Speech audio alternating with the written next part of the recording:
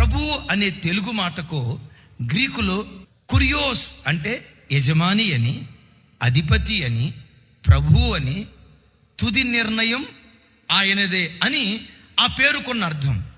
నా ప్రభు బిడ్డలారా, దేవునిని ప్రభువుగా మన హృదయములో ప్రతిష్ఠ చేసుకోవాలి. ప్రభువు అంటే పరిపాలన చేసేవాడు. అంటాడు యెషయా భక్తుడు, గతంలో నీవు గాక వేరే ప్రభువులు మమ్మల్ని లేలేరు.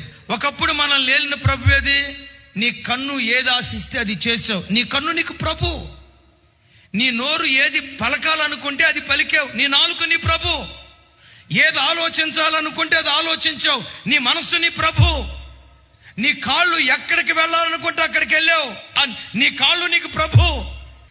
గృహప్రవేశం చేసేటప్పుడు కుడి కాలు పెట్టాలి. వేరే ప్రభువులు మనల్ని లేలేరు.